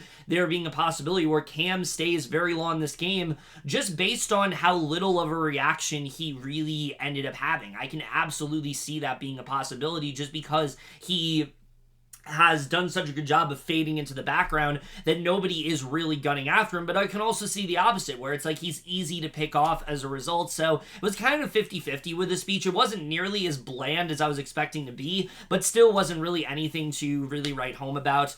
But then we get to the votes, and even though, again, I thought things were kind of set in stone, I still thought that maybe there was a possibility that because of just how passionate Brooklyn was and how much sense she was making, that maybe they were going to flip over, but ultimately that does not end up happening. Brooklyn does leave by a vote of 9-1 here. Chelsie being the 8-1, with Chelsie being the only person to vote out Cam, which I thought was kind of shocking. I thought that she was gonna for sure vote out Brooklyn, but the two of them did get a lot closer, so I guess it made sense that it ended up going that way. But either way, Brooklyn does leave. She leaves a little bit classier than I was expecting her to. I thought she was going to have this, like, fiery exit where she just starts, like, outing everything and, like, calling everybody out. I thought that's exactly what was going to happen, but it doesn't really go that way. She leaves, and we get to her interview with Julie, which I think this is one of the better interviews of the season, mainly because it felt a lot more conclusive. This did not feel nearly as rushed and throwaway as the interviews have been, and I think a big part of it was that we actually got to see the goodbye messages this time around. We actually got to hear Julie ask Brooklyn some very good questions about who voted her out. Brooklyn's pretty sure that Chelsie is the one that kept her. She doesn't really have any sort of doubt about that. Julie talks about the Pentagon and, why things ended up kind of going sideways, and Brooklyn, doesn't really feel like she was the one running the group. She kind of was, I think, from a social perspective especially. Everybody wanted to scoop Brooklyn up, so I feel like she definitely was like in this very dominant position, but she doesn't at all regret, saving Cedric. This is something Julie does ask her about, saving Cedric, which she doesn't have really any regrets about because she wanted to make sure that she protected everybody within the Pentagon. That was the main game that she really wanted to play. And when she talks about that Quinn was the one that let T-Core and Kimo know, she also seemed like she was aware of that. She kind of felt like that was the possibility. And then she asks her who she wants to win. She talks about Chelsie, but she also mentions Quinn, and I just don't know what kind of game that Brooklyn thinks Quinn is playing. But I don't think it's the game that he's actually playing, because she thinks that like he's like this amazing player. Even in one of her like interviews where they have her like at the end of this, like they have her like describe each house guest left in like one word, she calls Quinn the best Big Brother player of all time. I don't really know what that's about, other than I guess they just have that good of a relationship. But either way, really good stuff here. I loved seeing the moment in the goodbye messages where Angela also calls her out for the charcuterie board. Just really great overall, and I thought this was just a really fun moment to watch. So here's the thing with Brooklyn. Coming into this season, I was kind of expecting her to be someone that goes pre-jury. I thought that, but not in the way that she ended up being. I thought that Brooklyn was going to be someone who thinks she's playing this like really dominant game and she isn't really able to get in with the power alliance, and as as a result, kind of ends up falling through the cracks. But she played a distinctly different game than I expected her to where she really was in like this really strong position. Even at the beginning of last week before Cedric ended up going, I thought for sure Brooklyn and Chelsie, they're the ones that are playing the best games. And there was a world where I thought Brooklyn could potentially win this entire thing because she had this social game and people were just kind of naturally picking her up, and it just seemed like everybody kind of trusted her, despite the fact that even when things were looking bad for Cedric, it didn't really seem like this was going to be a problem for Brooklyn. I think her biggest issue is just her lack of adaptability. I think she has honestly almost she has this almost like complete inability to pivot, and I think that's something that is so important within Big Brother. You have to recognize that the game that you are playing at one point is not necessarily the game you're going to be playing all season. And I think Brooklyn needed to recognize that like she had to pivot and she just simply couldn't do that. She wanted to play for the Pentagon. She wanted to play for the collective. And when those things were no longer optional, she just didn't really know what to do at that point. She also became so overly confident that she was in this great position that she didn't really stop to think, maybe I'm not. And I think that's something that Chelsie is doing so much better. Chelsie recognizing that there is a possibility that things are different now and I can't keep playing the way that I am. Brooklyn continued to play that way, but also didn't really do a great job of trying to recover from this. She actively lied to people. She, made it clear who she was upset at, talking shit about Joseph, being mad at T-Core and Kimo, actively targeting Tucker, just not really doing a great job of keeping doing anything she could to like fade into the background, whereas I think Chelsie did a really good job with that. Brooklyn just increased her target so much more throughout the week, and I think each day she was in the house this week, her target grew that much bigger because of something she ended up doing, and it was very entertaining to watch. I love how outspoken she was. Like I said, she really was giving me like Disney villain vibes with just her level of pettiness and her level of just her complete sort of just disdain for certain players was just so much fun to watch. And I think that she was a much different player than I expected, but it's not the kind of player that has a lot of longevity in the game. I think when you come into Big Brother and you expect to play the game a certain way, and you aren't able to pivot, things are going to crumble quite quickly. And for Brooklyn, I mean, it took literally just for one of her close allies to be voted out for everything else to snowball. And it really was a foregone conclusion at that point that if she didn't leave this week, she wasn't going to last much longer. So I honestly wasn't too surprised she ended up going. It's unfortunate that she did go because I really did want to see her and Tucker's back and forth go on for a while. I think it would have been a lot of fun to watch, and I really enjoyed her plea as well.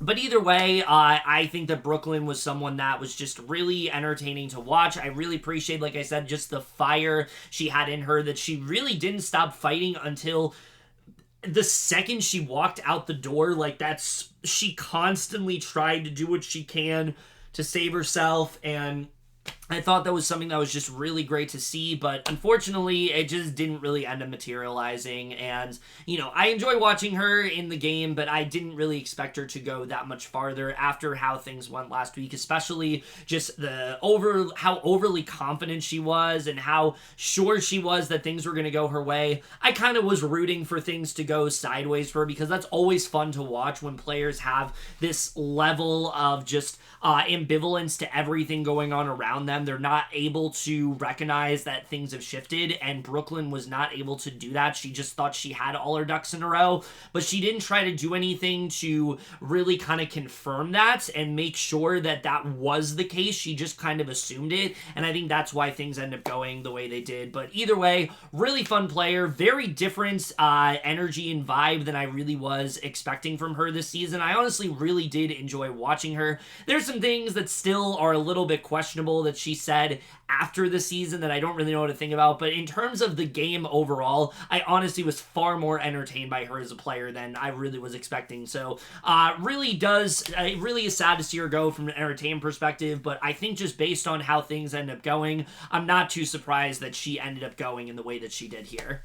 Okay, so once again, before we talk about just my general thoughts on the week overall and things like that, I do, of course, have to talk about the things that we didn't see, which, unlike Wednesday, where I only had like one thing to talk about, Thursday is actually the one that I have easily the most to speak about, because there was a lot of stuff that happened in the couple days leading up to the eviction, some of which I think that maybe, again, like I said last week, they might show in another episode down the line, but the point is they didn't show it this week, so I'm going to go ahead and talk about it now.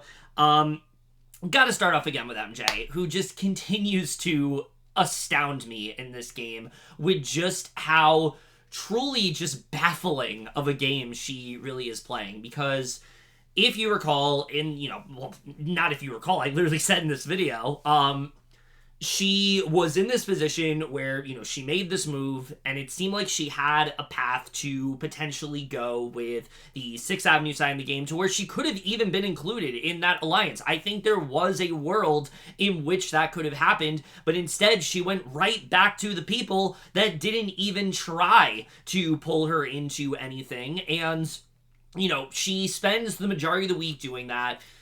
Eventually, after Tucker exposed everything, she realizes, oh wait, they don't actually want to work with me, and I'm not in a great position, and you would think that this would be the thing that gets her to fully lock in, that gets her to start to see, like, the big picture around her. We've seen this happen before, where there are, we literally saw this with Jag last season, where, like, he was convinced that what the hell was the name of that group? I forgot what it was called, but like that alliance that was fake, that he was a part of, that he thought was real, and that he was loyal to, and then it turned out to be complete bullshit, and he didn't realize it was bullshit until it was basically spelled out for him, and then he ended up pivoting his game as a result. This could have been the case with MJ, but she does things a little bit differently. Because instead of MJ recognizing that I've been playing the game all wrong, I haven't trusted anybody, instead, she starts to concoct this narrative in her head that her and Tucker are like this duo of sorts, and that he's now her number one ally. She spills like all this game information to him. She starts telling people actively that want to try to work with her that she only trusts Tucker, which makes them trust her less. She starts to believe that like the collective is going to come back together. She even starts telling people that like maybe she isn't maybe she doesn't want to work with anybody, maybe her only ally is like Jesus, and like I just don't know what to say about this girl anymore. I really just don't know what to say about MJ and the way that she's playing.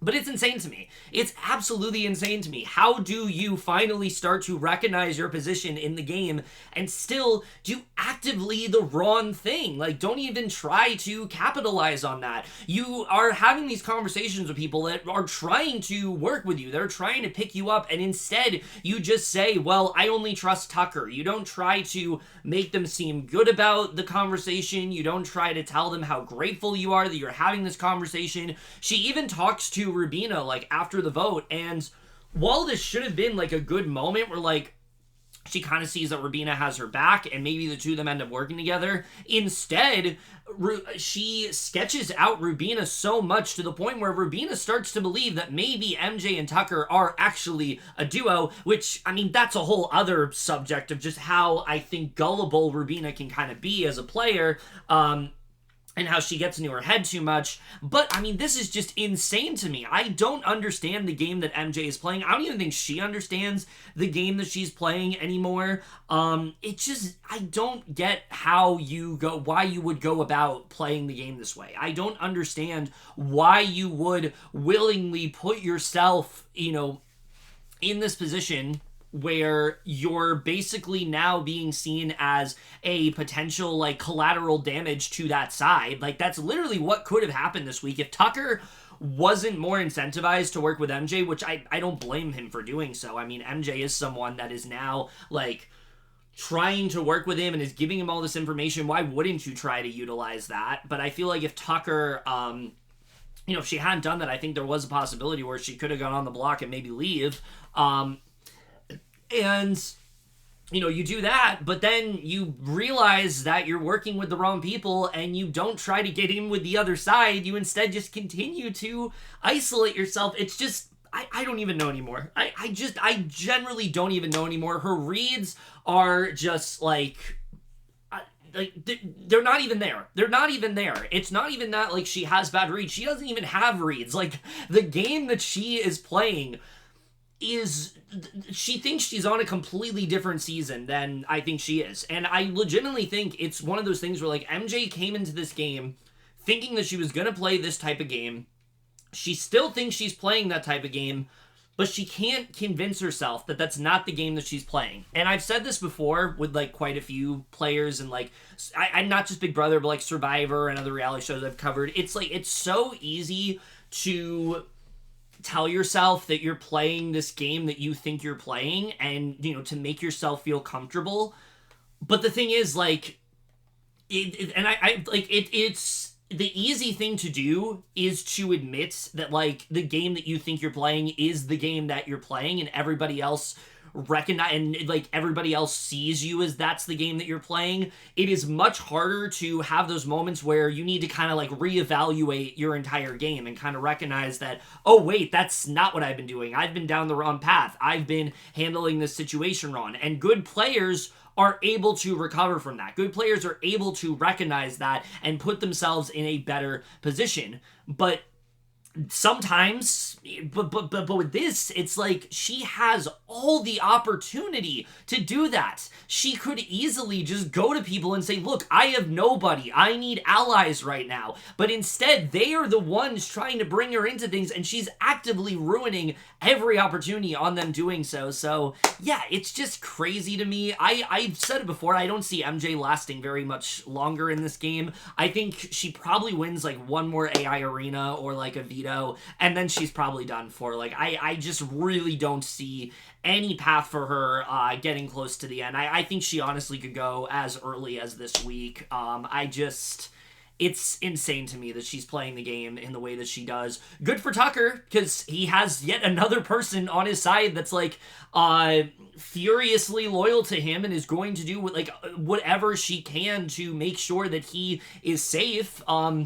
And so there's that, like, undyingly loyal. There's even a moment later this week where, like, Leah and MJ are, like, kind of competing for, like, Tucker's, like, affections, but on, like, trying to, like, one-up each other. So, like, good for Tucker, but just absolutely insane the way that she is playing. I just can't even wrap my head around it. And already I was like, I don't know what you're doing, but here it's like, oh my god, like, we're really just, it's not even that we've lost the plot. It's like there maybe never even was a plot for you. Like, in MJ's head, she's just, like, concocted this crazy narrative, and it seems like that's the only one that she's able to go off of, and it's just insane to me. So, yeah, I have no more words. I've gone on long enough. Let's just move on, because this is insane. Okay, so getting away from MJ for a little bit, the other thing to really talk about here, if you had to ask me, what is the one thing that was pretty significant that they've just completely left out of the show, it has to do with Leah, who I continue to say is just not really doing all that much, but she's starting to do more this week. I already alluded to the fact that I think that she's starting to be a little bit more strategic. She's starting to, forge some bonds with people. T-Core works on her a lot. Angela works on her a lot.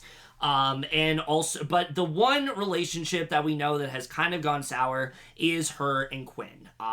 They seem to potentially have some sort of game relationship in the first 2 weeks of the game, and then she started to realize all the stuff that he was doing, and just like a lot of people in this house, she decided to not keep that information to herself and instead started to tell people that Quinn's playing this horrible game, that Quinn needed to go, that she was uncomfortable around him, which obviously that she is totally in her right to do.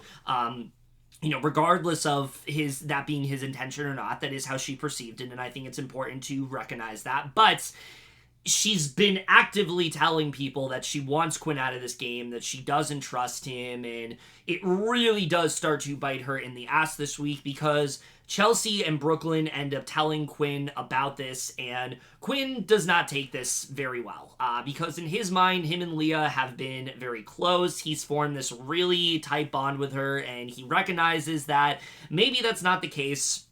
He goes talk to her about it, and honestly, really great work from Leah here. She completely denies it and is kind of able to, like, get him back on her side. So, yeah, I thought this was really interesting, the way that she was able to just completely fool him into thinking that, like, not only did she not say that, but that she would never say anything like that. It clears up any doubts that he had about her, but also makes it now that he is much more incentivized to work with her, now realizing that maybe he was just being sketched out and that he maybe was being a little bit unfair to her. I think this was really great work from Leah, and I honestly was impressed by her. There's been a lot of things in this game that she's done that really hasn't been that great yet, especially with her just constantly running her mouth about things, and also the fact that she wasn't really playing the game for a bit. But if she continues to do stuff like this, I honestly do think she might have a better shot in this game than I think. I don't think she's winning this game. Like, I don't think it's there. I don't think there's enough people that really are, like, actively, like, seeing the game that she's playing. Or, like, maybe she'll be included in things, but I just don't see Leah being this, like, dark horse that I once saw her as. I kind of just see her being someone that kind of either gets to the end and ends up losing unanimously, or she ends up getting, like, somewhere in, like, the 7th or the 6th. Like, I kind of see her going there. But either way, like, this was a really good move from her, the way she was able to kind of get him back on her side when he was starting to doubt her. I think this was really good work, and I was overall impressed by this. And then the last thing to talk about here is Angela and Tucker. As we know, the two of them have gotten very close in this game, and Angela this week is kind of starting to show signs of the Angela from week 1, but you recognize how much she really does need Tucker, because unlike week 1, he is able to pull her out of that paranoia, to pull her out of, you know, any sort of worries that she has, and kind of bring her back to reality and be like, no, 6th Avenue is good for us, they trust you, you don't have anything to worry about.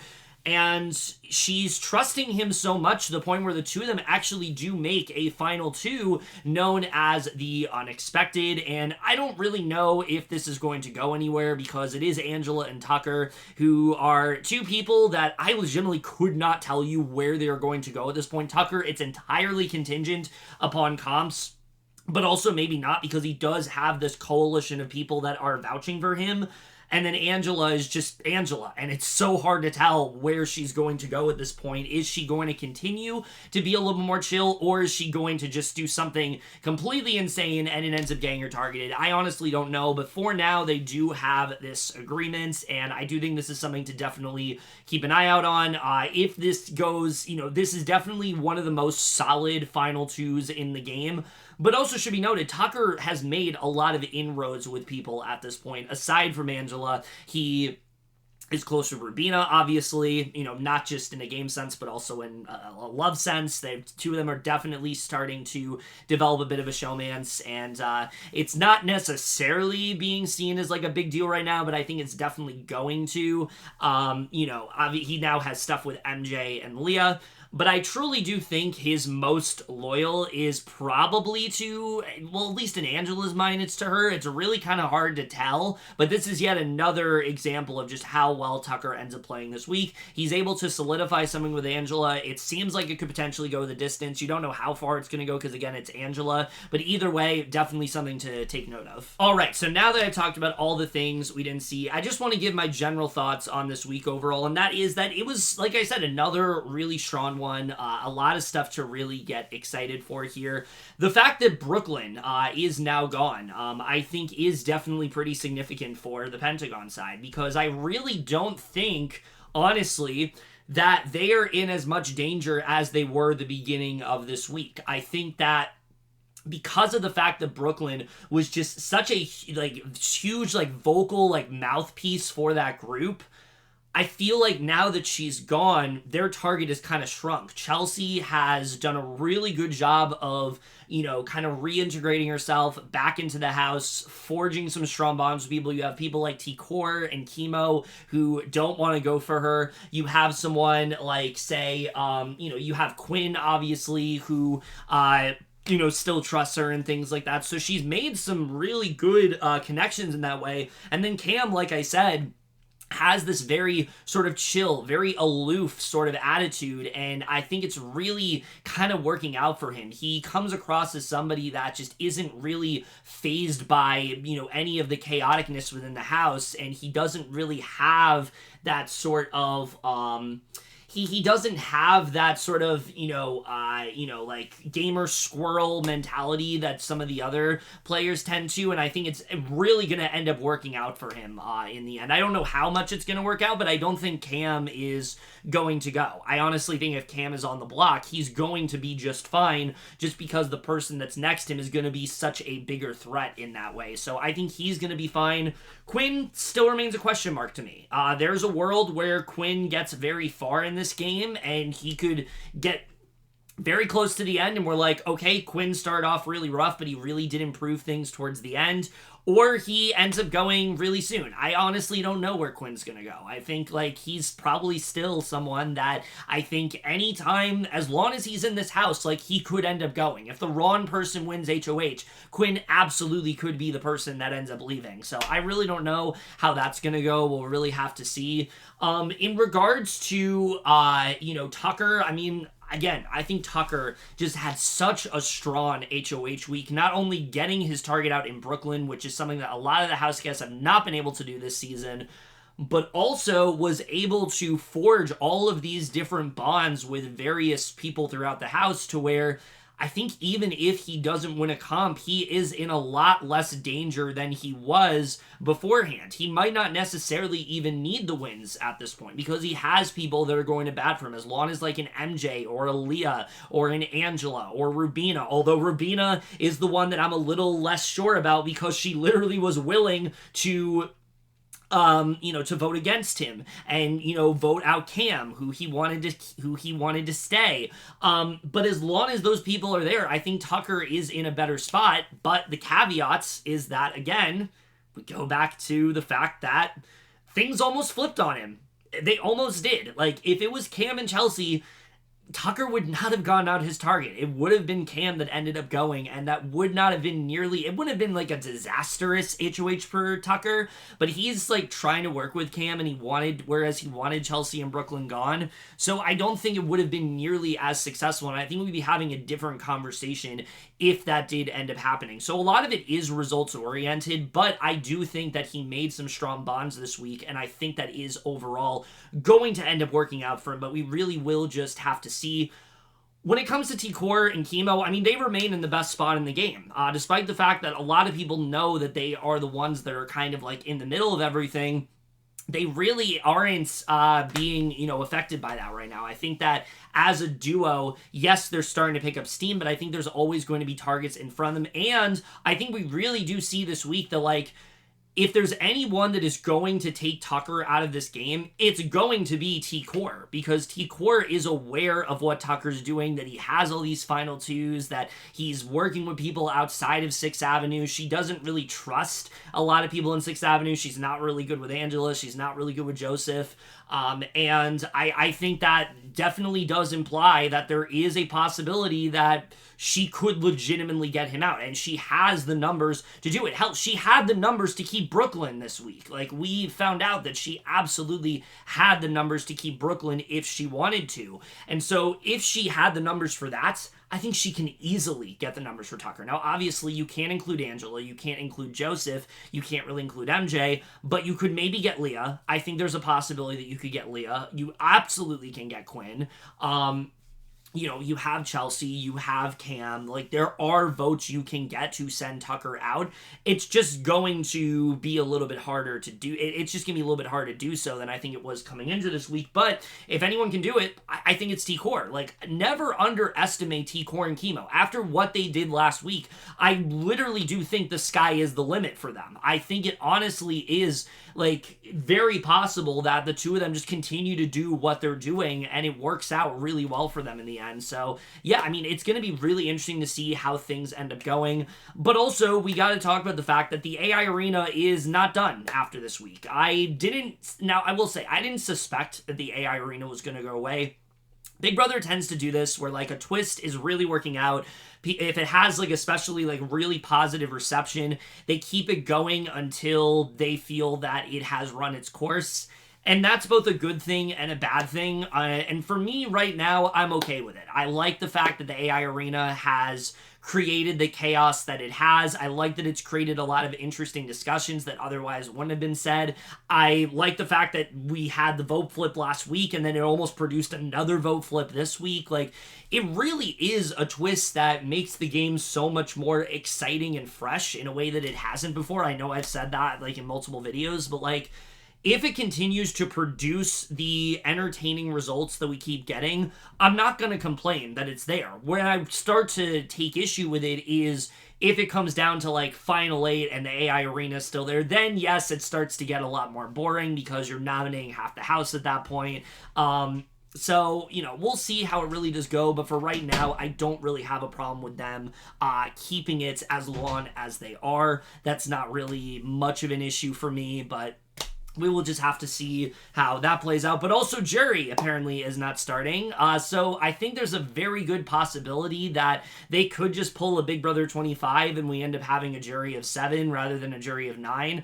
I'm honestly kind of fine with that as long as we don't have any fuck shit like, you know, Zombie Week or, you know, Invisible HOH or something like that. As long as we don't have anything like that, I don't really have a problem with them having a smaller jury. I actually think it's more beneficial to do that because it makes the players want to work that much harder to get to jury. And I strongly do believe had we not had those ridiculous twists last week, the jury phase would have been far more exciting in 25. But just because of things that they ended up doing, it soured the game. And I just don't think that's going to happen this time around. I think there's a much better chance that things actually do end up producing those exciting results because this is just such a fluid cast. Yes, we have these alliances, but there's nothing clear-cut. There's nothing solid. There's people in those alliances that don't trust other alliance members. There are people who seem to be in a good position one day, and then one thing ends up happening, and it just completely crumbles their entire game. So we're just working with a far more unpredictable group, and a lot of that is due to the fact that most of these players are just not doing a very good job. Like, most of them are just not playing very well at all, but it's making for just such an exciting season that I really don't see a problem with them extending jury in the way that they are. But maybe that's going to change in a couple weeks. Maybe things will start to get boring and I'll change my mind, but it hasn't happened yet. Every time I think this season is going in like a slower direction, something crazy ends up happening and it ends up, you know, turning it around, and it ends up, you know, just continuing to, maintain the momentum that this season has had. So overall, I'm still really loving it. I'm really excited to see where things end up going. Obviously, at this point, we have had an HOH. We have had veto played, so I can't really get into speculation on that. But either way, I'm just really excited to see how the rest of the season ends up going. We are at the midpoint now, and I think things are really going to start to just really shift into gear. Even though things kind of already have, I think the Cedric move